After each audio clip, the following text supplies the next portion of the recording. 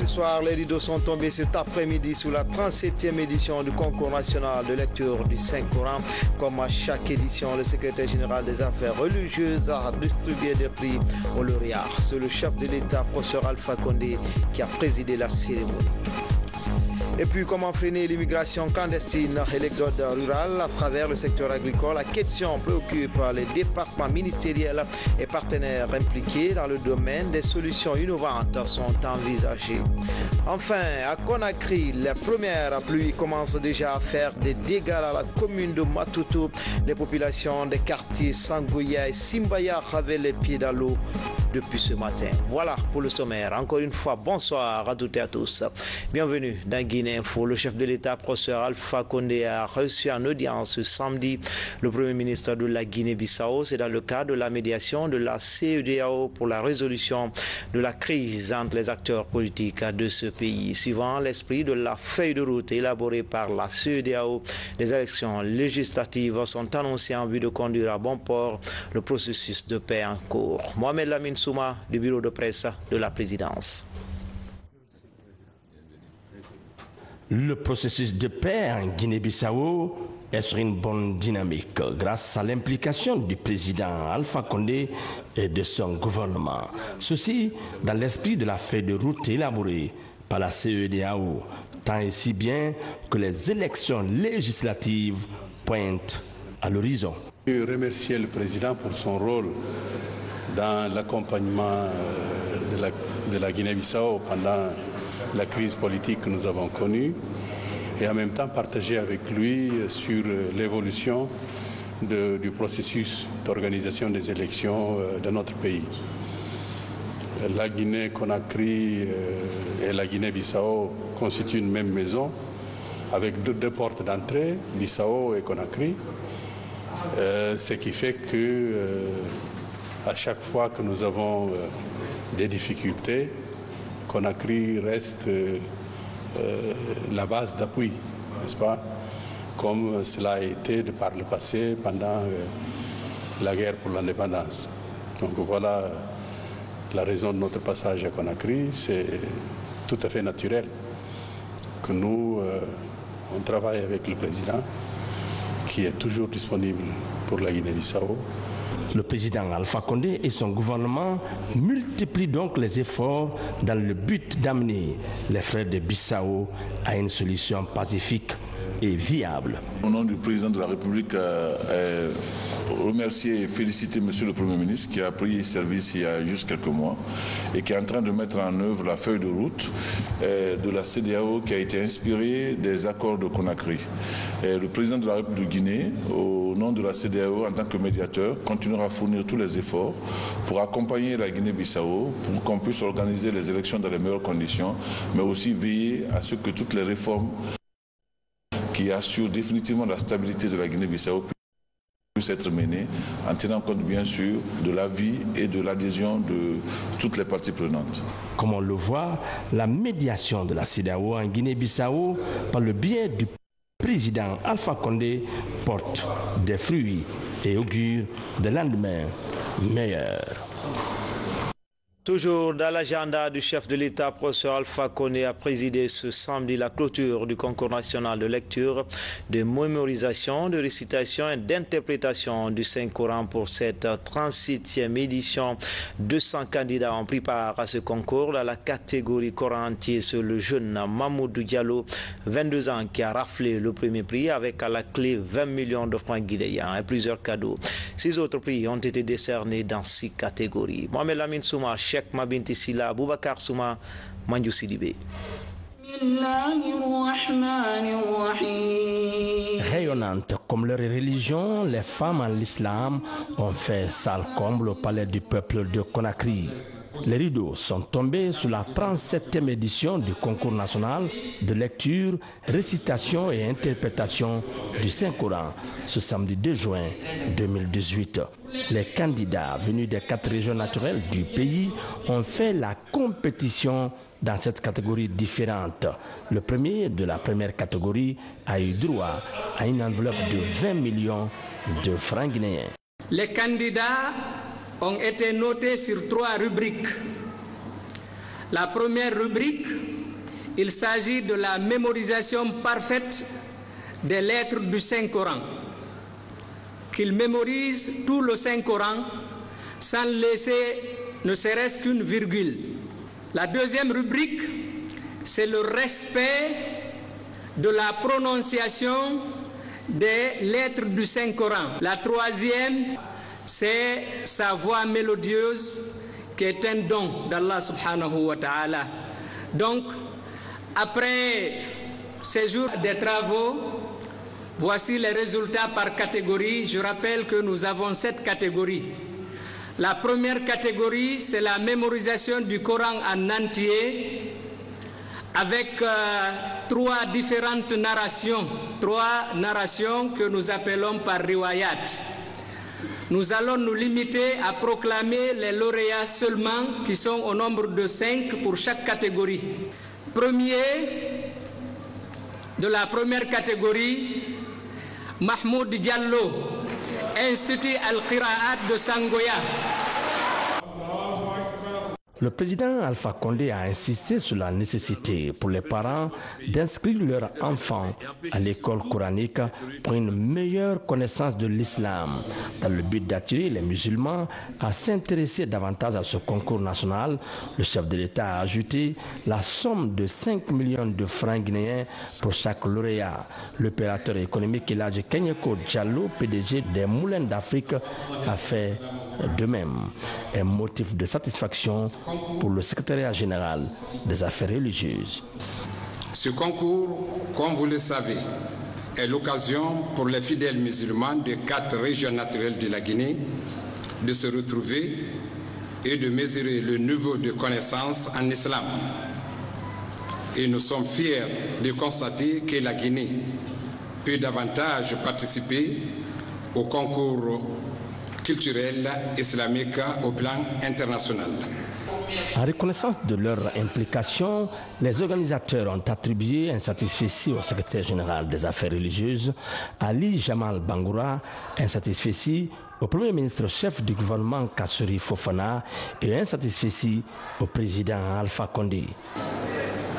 La 37e édition du concours national de lecture, de mémorisation et d'interprétation du Saint-Coran vient de se tenir à un moment où le monde est perturbé par des attaques terroristes réclamant de l'islam. Le savoir est l'ennemi de la manipulation. Plus nos jeunes maîtrisent le Coran, moins ils seront perméables à la manipulation. C'est pourquoi il est extrêmement important d'organiser ces concours et d'encourager les parents à envoyer leurs enfants à l'école coranique. Car la meilleure façon de lutter contre les actions de terrorisme, afin qu'ils ne puissent pas entraîner nos enfants, c'est que nos enfants maîtrisent très bien les saintes écritures. Que dit le Coran? Le Coran est une religion de paix, de fraternité, de concorde. Ce n'est pas une religion d'extrémistes. Ce n'est pas une religion des gens qui détruisent. C'est une religion de fraternité. Donc pour que notre jeunesse ne soit pas demain victime de ces charlatans qui, sous le nom de l'islam, sèment la terreur, il faut que nos jeunes maîtrisent effectivement le Coran. Mais quand vous parlez du Coran, vous avez dit que vous avez fait des recherches. Moi, je ne suis pas pionnier. Les pionniers, c'est ceux qui ont amené la religion en Guinée. Je crois que je n'ai pas 3 siècles ou 4 siècles de vie pour être pionnier. Donc, moi, j'étais curieux. Moi, je pensais que vous avez fait des recherches pour voir réellement quels sont les gens qui ont joué un grand rôle dans l'introduction de l'islam en Guinée. Nous connaissons certains, comme Karamoko Alpha au Fouta, d'autres à Kanka, etc. Vous devez pousser votre recherche. Nous devons rendre hommage aux gens. Nous devons rendre hommage à ces gens grâce à qui l'islam a pu s'installer sur l'ancienne colonie qui s'appelait la Guinée, c'est-à-dire la Haute-Guinée, la forêt, le Fouta. Cela permet aux jeunes Guinéens de savoir que nous avons eu des très grands religieux, que l'islam n'est pas tombé du ciel comme ça en Guinée, que nous avons eu des très grands religieux qui ont contribué à installer cet imam. Et aussi, ça va les encourager à davantage visiter les lieux saints, que ce soit à Kanka, à Bassara, Madinegnan, etc. Donc, nous devons faire des recherches afin de rendre hommage à ces gens qui ont... Enfin, sérieusement, ce que vous avez dit là, c'est plus politique que religieux. Le Premier ministre, le Président de la République, c'est plus politique. Or, nous sommes dans le domaine de la religion, c'est-à-dire nous devons rendre hommage à ceux qui contribuent, à ma connaissance, car celui-là n'a contribué en rien à l'installation de l'islam en Guinée. Moi, je n'ai contribué en rien à l'installation de l'islam en Guinée. Ensuite, je n'ai pas entendu le prix d'interprétation. L'interprétation, je suppose que c'est pouvoir interpréter. Parce que moi, je me rappelle, quand j'ai fait l'école coranique, j'annonnais bêtement, comme un âne, c'est-à-dire, je récitais sans comprendre ce que je récitais. Alors, si on veut dépasser cela, il faut que l'élève qui apprend puisse aussi interpréter, c'est-à-dire qu'il puisse interpréter le Coran, qu'il puisse savoir que dit le Coran dans notre langue ou dans les autres langues. Sinon, on apprend le Coran, on en a bêtement, sans pouvoir savoir exactement que dit le Coran. Alors, je pense qu'il faut aller plus loin pour que les jeunes qui apprennent le Coran soient capables d'interpréter, de dire, donc, et ça les facilitera les études en arabe parce qu'ils auront déjà compris à travers le Coran un certain nombre de mots arabes et la traduction. Je pense que nous devons sortir de cette tradition que nous avons où on apprend, mais sans savoir ce qu'on apprend. C'est-à-dire, on récite, mais on ne connaît pas la signification. Donc, mieux les jeunes connaissent la signification, mieux ils sont armés pour lutter contre toutes sortes de déformations des gens qui vont interpréter le Coran autrement. Parce que s'ils comprennent très bien, quelqu'un va l'interpréter autrement et dire non, c'est pas ça que le Coran dit. Je pense que donc vous devez continuer votre travail et surtout encourager les parents à envoyer les enfants à l'école coranique. Parce que cela permet à l'enfant d'apprendre à mémoriser. Donc lorsqu'il ira à l'école, il aura déjà acquis beaucoup d'avantages parce qu'il aura appris à réciter, il aura appris à mémoriser. Donc un enfant qui fait l'école coranique est mieux armé pour aller à l'école primaire que celui qui n'a pas fait l'école coranique. C'est pourquoi nous devons encourager. Deuxièmement, les parents doivent savoir aujourd'hui que la meilleure façon de lutter contre le terrorisme, la meilleure façon de préserver la Guinée de ce qui arrive dans ce pays frère, j'étais à Ouaga hier, au Mali, etc., au Nigeria. Qu'est-ce qui peut nous empêcher que cela vienne en Guinée? C'est que nos jeunes maîtrisent le Coran, qu'ils ne puissent pas être manipulés par ces gens qui viennent parler le Coran a dit, le Coran a dit. Non, s'ils savent, ils ne pourront pas être manipulés. Donc il est important que la religion musulmane en Guinée joue un grand rôle pour préserver notre pays, préserver la paix et empêcher surtout que les terroristes islamistes s'installent ici. Le Mali n'est pas loin, le Burkina n'est pas loin. Ce qui arrive au Mali, au Burkina, au Nigeria, peut arriver en Guinée aussi. Donc, il faut que vous, qui êtes nos chefs religieux, vous ayez cette donnée, comment lutter contre l'extrémisme en Guinée. Comment lutter pour que les terroristes ne s'installent pas en Guinée. Mais c'est des jeunes qui le déforment. Donc, c'est ces jeunes qui doivent être armés pour être capables de refuser la fausse interprétation qu'on leur donne. Donc, il faut encourager les parents à envoyer les enfants à l'école coranique. D'abord pour leur bien, parce que ça leur permet de s'entraîner, de mémoriser quand ils sont à l'école. Mais deuxièmement, ils seront plus victimes. C'est pourquoi nous allons contribuer à davantage de prix. Moi, je vais ajouter 5 millions à chaque prix. Allah Keneko va ajouter 5 millions à chaque prix pour encourager les enfants à participer à ces prix.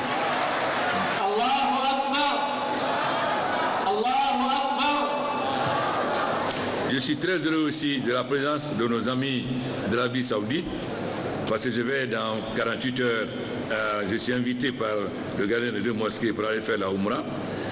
Et il y a 1 an, lorsque j'étais en visite, le prince a eu la geste généreuse de m'ouvrir la Kaaba, où j'ai pu rentrer dans la Kaaba, alors que c'est exceptionnel. Il faut un décret du roi. Or, le prince a décidé, et on était à 22 heures, et plus tard à 1 heure, on m'a ouvert la Kaaba. Et vous savez ce que ça comporte comme protocole.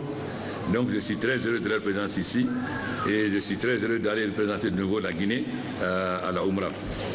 Je remercie donc de leur présence. J'encourage aussi nos frères diplomates des autres pays à davantage nous accompagner pour la meilleure maîtrise du Coran, comme a fait actuellement, comme a fait l'Arabie Saoudite en construisant la mosquée Faisal, comme en train de le faire le roi Mohamed VI en construisant la mosquée à Matoto. Car pour éviter aussi les mauvaises interprétations du Coran, nous avons besoin aussi de leur accompagnement. Parce que très souvent, même nous, chez nous, on déforme. Ensuite, nous apprendre à être tolérants. Nous avons toujours dit que la religion musulmane, c'est comme un arbre avec plusieurs branches. On ne doit pas dire tel est Wahhabia, tel est ceci, tel est Malikite, etc. À partir du moment où nous prions le même Dieu, nous devons apprendre à vivre ensemble dans la tolérance et dans le respect des uns des autres. Chacun est libre d'être wahhabia, d'être maliki, chacun est libre. Nous ne devons pas imposer, nous devons au contraire respecter. C'est le choix. La religion, c'est une question de choix.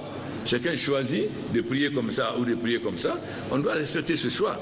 On ne doit pas prendre position, on doit respecter ce choix. L'essentiel est que chacun soit tolérant. Que personne ne prône l'intolérance ou l'exclusion. Qu'on s'accepte. Mais aussi, il ne faut pas aussi qu'on fasse des choses qui sont contraires totalement à notre coutume. Nous devons aussi faire en sorte que nous pratiquons la religion, mais dans le respect de nos coutumes. De ne pas importer des choses qui sont contraires à nos traditions, à notre coutume. Parce que la religion doit s'adapter dans chaque pays aux conditions concrètes. Même si nous sommes tous musulmans, les musulmans ne travaillent pas les islamistes en Guinée comme les Malaisiens le font en Malaisie ou l'Indonésie. Donc chacun le fait en tenant compte de son histoire, de sa culture, etc. Nous ne devons pas être déculturés ou acculturés comme dans les autres cas nous apprenons. Nous devons respecter le respect de notre culture. Et au contraire, l'islam doit nous aider à renforcer notre culture. Nous avons un passé, nous avons une culture, nous sommes fiers de notre culture. L'islam doit nous aider à renforcer davantage cette culture afin que nos jeunes aussi s'imprègnent de cette culture et soient fiers de leur culture, soient fiers du passé de la Guinée. Voilà ce qui peut faire un très bon Guinéen demain. Donc nous souhaitons que vous fassiez davantage de recherches afin qu'à la 38e édition, nous puissions rendre hommage au vrai. Parce que vous citez des gens, mais la Deuxième République, la religion musulmane est venue en Guinée, je crois, 17e, 18e siècle. La Deuxième République, c'est 58. Donc si vous rendez hommage aux gens de 58, mais vous ne rendez pas hommage aux pionniers. Ça, c'est un peu la politique. Laissons la politique de côté, allons véritablement vers ce qui est vraiment la religion. J'espère que tout le monde va se mobiliser, que prochainement, chacun va contribuer. Là, Kénéko a contribué, je crois, à 150 millions. Je n'ai pas entendu la participation de Alhaj Al-Seni, je n'ai pas entendu la contribution d'Al-Famadou, etc. Je n'ai pas entendu la participation de KPC, etc. Donc j'espère que prochainement, vous allez tous participer pour que les prix qu'on va donner aux gagnants soient tellement élevés que ça encourage tout le monde à venir participer à ce Coran. Un film documentaire a été projeté, film qui retrace l'histoire du concours national du Saint-Coran de 1982 à 2018. Dans le reste de l'actualité, le chef de gouvernement a reçu en audience un groupe de journalistes chinois spécialisés dans le domaine des mines. Les entretiens entre Dr Kassouri Fofana et ses hommes de médias ont porté essentiellement sur les différents projets miniers évoluant en Guinée. Ousmane Bangoura, Ousmane Kobile Keita. C'est un groupe de journalistes chinois, tous spécialistes des questions minières. Vivant en Guinée depuis plus de 3 ans, aujourd'hui, ces hommes de médias chinois s'intéressent au projet minier de la Guinée. Avec le Premier ministre guinéen, Dr Ibrahima Kassouri Fofana, les sujets relatifs à l'exploitation, au renforcement de la sécurité des sites miniers, l'amélioration du revenu jusqu'à l'exportation ont été évoqués.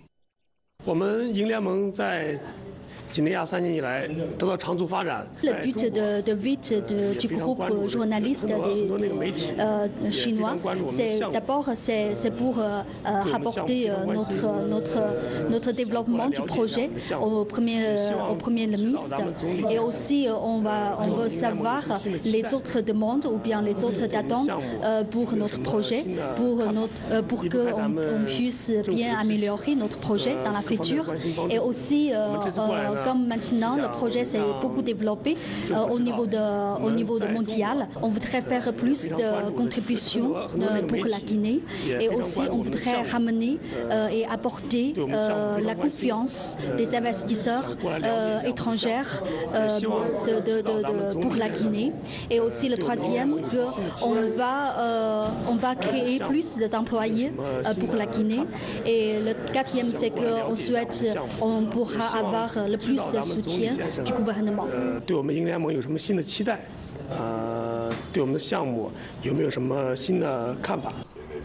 La coopération entre la Guinée et la République populaire de Chine se renforce davantage avec l'ouverture de nombreuses entreprises locales dans les domaines de développement tels que le secteur minier et l'agriculture.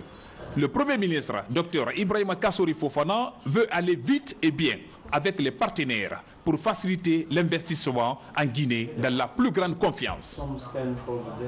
Ici à la RTG Coloma, la première équipe de techniciens chinois vient d'achever sa mission avec brio. Pour la circonstance, la direction générale a organisé une cérémonie de reconnaissance aux partenaires chinois qui, pendant leur séjour, ont déployé assez d'efforts pour qualifier les prestations des travailleurs de ce média de service public. Mounir Bari, Aboubakar Junior Kamara. Après 11 ans au service de la radiodiffusion-télévision guinéenne, la première équipe de techniciens chinois est en fin de mission. Ces experts ont, durant leur séjour, rehaussé le niveau des services de maintenance de la RTG Coloma. Avec ces services, ils ont redynamisé les installations techniques de la maison mère. À l'occasion de leur retour au Bercail, la RTG les rend hommage à travers des satisfecits et des cadeaux de souvenirs. Je peux vous assurer que cette équipe technique qui rentre a apporté beaucoup de choses à la radio-télévision guinéenne. La RTG est actuellement à son deuxième projet de réhabilitation, un projet que cette équipe technique nous a aidé à suivre de façon minutieuse. Elle a été à tous les rendez-vous. Ces équipements qui nous ont été apportés ont rendu le service plus ou moins fluide à la RTG. Nous avons hautement apprécié la coopération avec les experts chinois concernant notamment la fourniture d'équipements numériques pour la télévision. Il y a encore des progrès à fournir parce que nous avons maintenant l'uplink, un système centre-diffusion qui a été construit à Coloma. On a les systèmes, on a les pylônes et autres qui sont installés. Et la diffusion de la RTG se fait en numérique, mais la population ne peut pas accéder au numérique parce qu'il n'y a pas de système de décodeur distribué à l'ensemble de la population pour permettre à la population d'accéder au signal numérique de la RTG. C'est le grand problème que nous avons aujourd'hui. Nous sommes obligés d'entretenir encore des émetteurs analogiques pour permettre à la population d'accéder, mais nous devons pendant ce temps continuer la migration pour que dans un très proche avenir, l'ensemble de la population ait accès au signal numérique.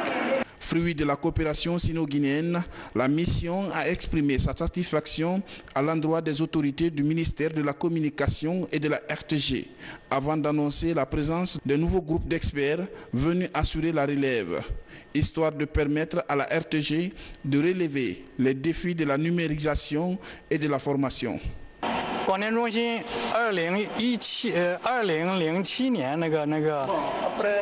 quelques années de la construction de ce bâtiment, il y a un avion qui est venu tomber sur en haut.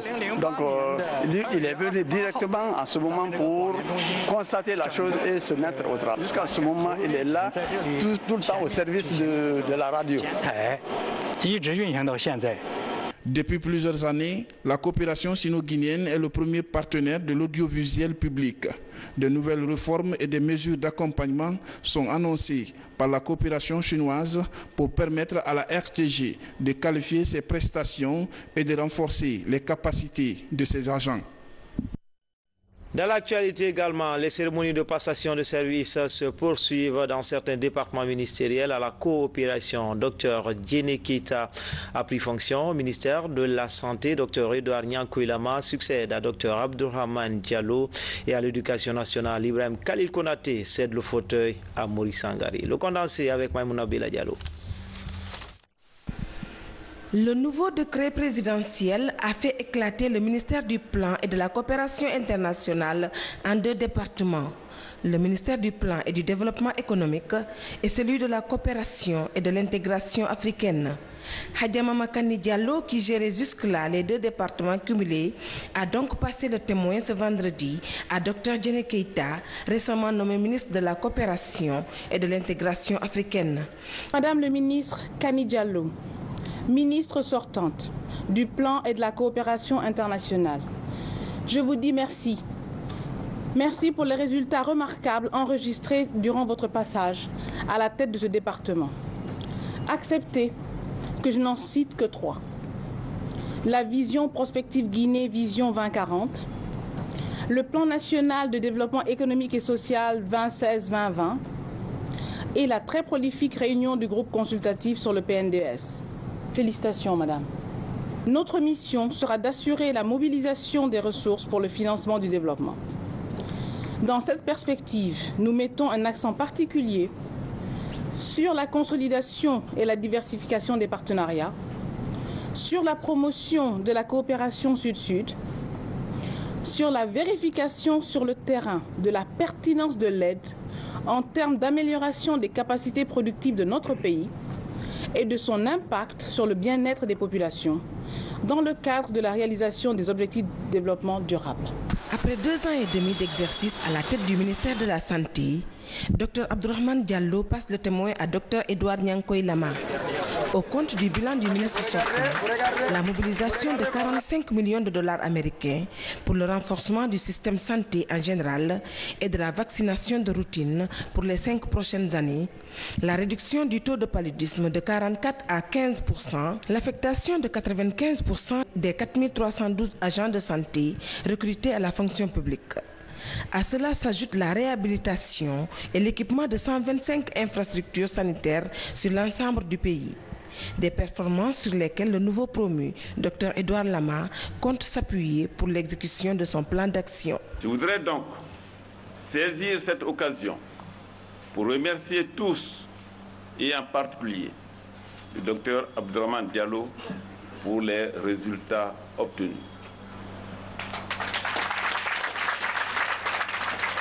À présent, il convient de continuer la marche entreprise et de l'améliorer. Ceci passe nécessairement par une analyse actuelle de la situation sanitaire de notre pays. Nul doute que dans cette voie, vous serez avec moi pour conduire nos chantiers prioritaires. Il s'agit concrètement du maintien des acquis en matière de renforcement de la surveillance épidémiologique et de la gestion des situations d'urgence qui impliquent à la fois des cliniciens compétents à la matière et des épidémiologistes. Autre passation de service, celui entre les ministres sortants et entrants de l'Éducation nationale. Dans une salle remplie de cadres du département et autres personnalités, le nouveau ministre de l'Éducation nationale et de l'alphabétisation entre en fonction. Maurice Sangaré succède à Ibrahima Khalil Konati, qui a passé 14 mois à la tête de ce département. Le ministre entrant a rendu hommage à son prédécesseur pour les différentes innovations au sein de l'école guinéenne. Au moment où je prends fonction à la tête de ce département, le système éducatif guinéen reste encore confronté à de nombreux défis, au nombre desquels on peut citer entre autres la baisse de la qualité de l'enseignement-apprentissage avec ses corollaires. Pour ma part, je mesure l'ampleur de la tâche qui m'attend dans mes fonctions, surtout en cette période cruciale d'organisation des examens nationaux session 2018, que nous considérons comme le défi le plus urgent à relever.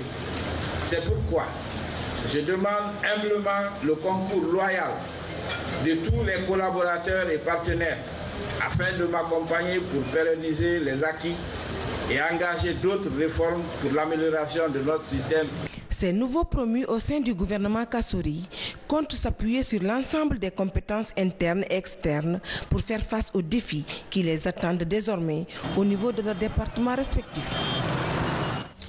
En dehors du continent, l'Organisation internationale du travail a tenu sa 107e session à Genève. La Guinée a été représentée à cette rencontre par une délégation tripartite, gouvernement, patronat et syndicats. Explication, Mangafoude Touré. Genève, la 107e session de la Conférence internationale du travail. Les représentants du gouvernement guinéen, du patronat et des travailleurs au grand rendez-vous du monde du travail. Le travail décent au service de la paix et de la résilience, le rôle de l'OIT en faveur de la paix sont au centre des discussions. Notre pays a besoin de paix, mais la paix sans travail décent n'a pas sa signification.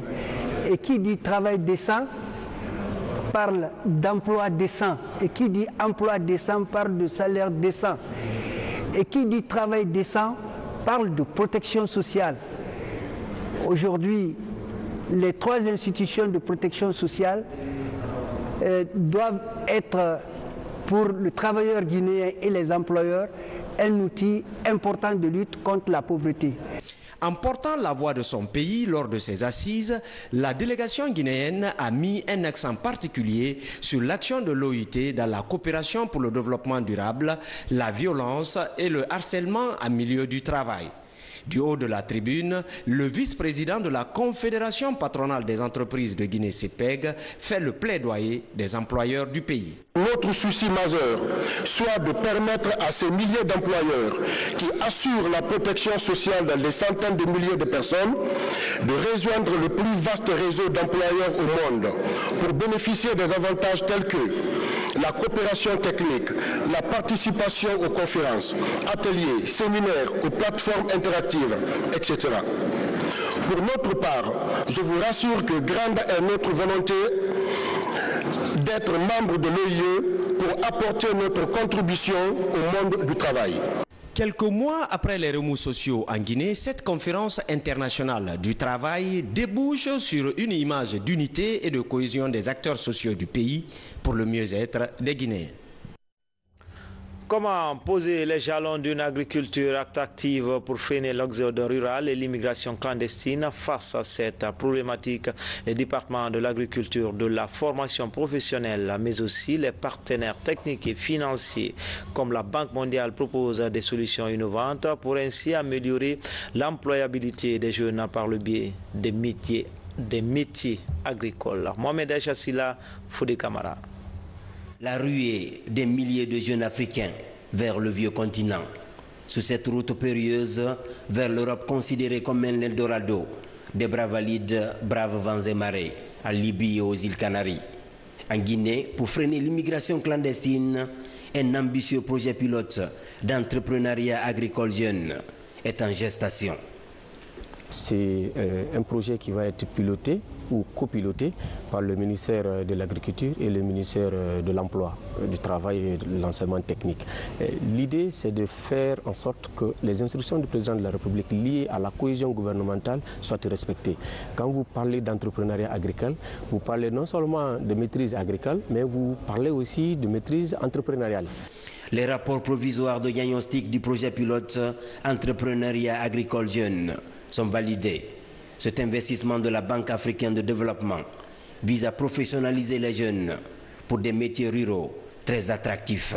Les mentalités sont en train de changer. Avant, certainement, c'était par défaut, mais maintenant, c'est par intérêt, d'abord par passion. Je pense qu'il y a beaucoup de jeunes qui sont passionnés par les métiers ruraux et aussi par intérêt parce que ça génère des ressources. L'autre volet de cette assistance de la BAD est lié à la phase préparatoire du projet d'appui à la transformation de l'agriculture guinéenne.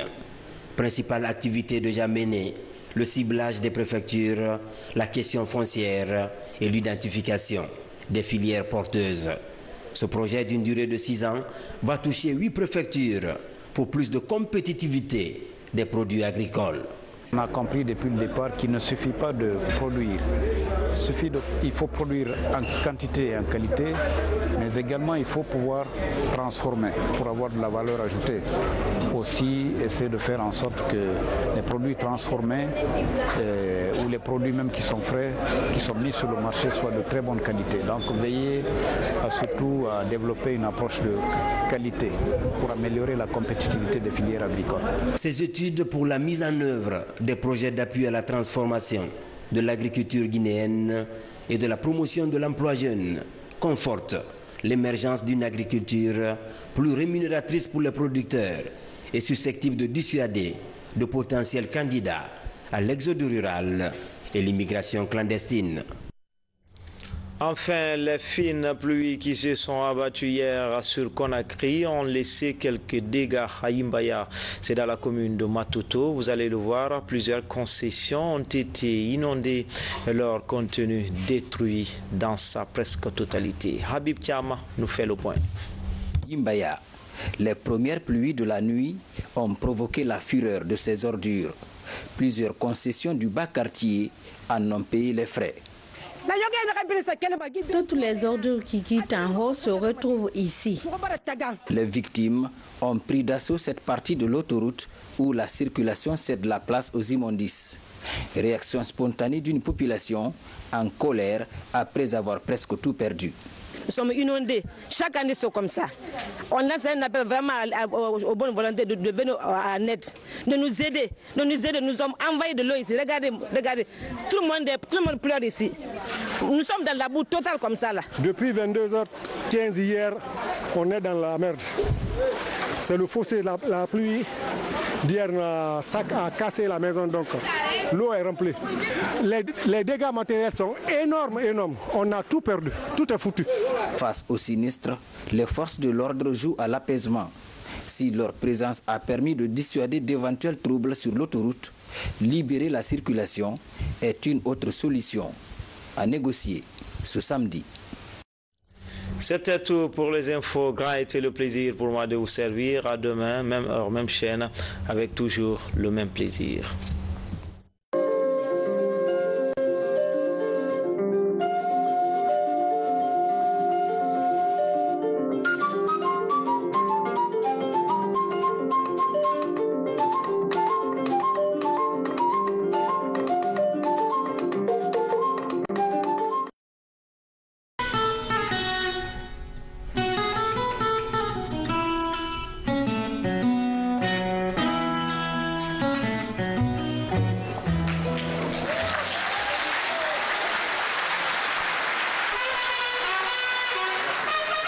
Assurément,